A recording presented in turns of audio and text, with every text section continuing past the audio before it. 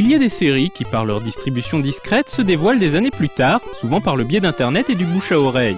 Parmi ceux-là, les Milone tiennent une place à part, grâce à un épisode Super Famicom qui aujourd'hui fait autorité dans le monde concurrentiel de la plateforme 2D.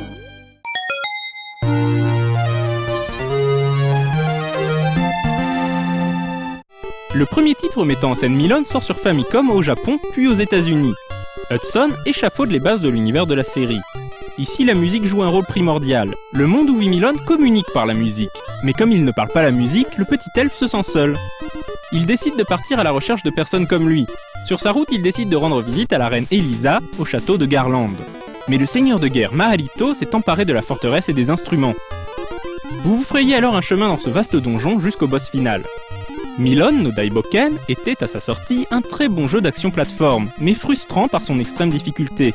En effet, contrairement à la majorité des jeux de plateforme, lorsque votre personnage se fait toucher, il n'est pas invincible pendant une courte durée. La barre d'énergie peut donc parfois descendre très rapidement. Question gameplay, Milone possède sa sarbacane à bulles et peut détruire certains blocs pour amasser des bonus et de l'argent. Cet argent est nécessaire pour améliorer les caractéristiques du personnage dans les boutiques qui parsèment l'aventure. Les mini-jeux font aussi partie de la quête. Lorsque Milone découvre une boîte musicale, il est alors transporté dans un jeu annexe. Pour chaque mini-jeu découvert, un elfe apparaît et joue d'un instrument. Plus le joueur progresse, plus il y a d'elfes et plus la musique se complexifie. On retrouvera ces mini-jeux dans l'épisode Super Famicom.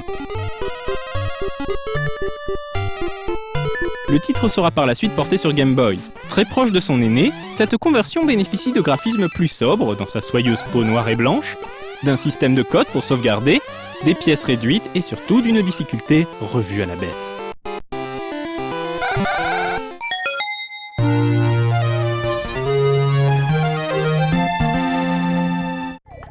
Lorsque Doremi sort en 1996, la génération PlayStation est installée. Pourtant, la Super Nintendo poursuit son bonhomme de chemin et sortira quelques excellents titres jusqu'au début des années 2000, avant de tirer définitivement sa révérence.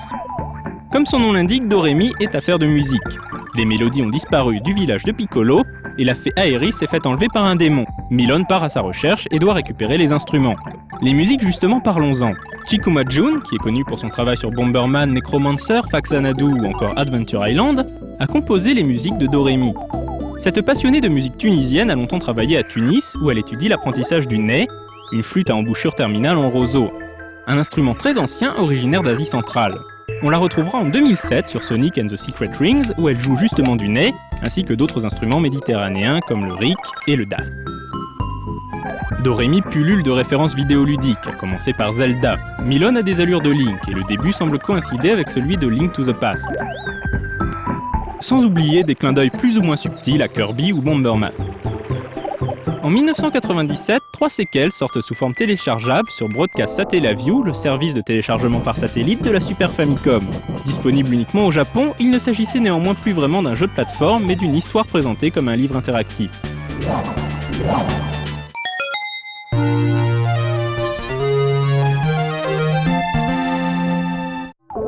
Doremi est donc le chant du cygne de cette courte série. Aujourd'hui très recherché par les collectionneurs, le jeu bénéficie d'une cote importante. Il tranche avec l'univers enfermé de l'épisode précédent et emmène le joueur généreusement dans des mondes attachants ayant pour toile de fond la musique. Fort d'une esthétique irréprochable, Hudson Soft nous régale avec des arrière-plans réussis, au style épuré et naïf tout en aplat. Pas de minuteur comme dans la majeure partie des jeux de plateforme de l'époque, Doremi mise sur l'oisiveté du joueur. Échappatoire poétique, Doremi est un vrai cri d'amour au jeu de plateforme. Un jeu enchanteur programmé par une équipe d'Hudson au sommet de son art.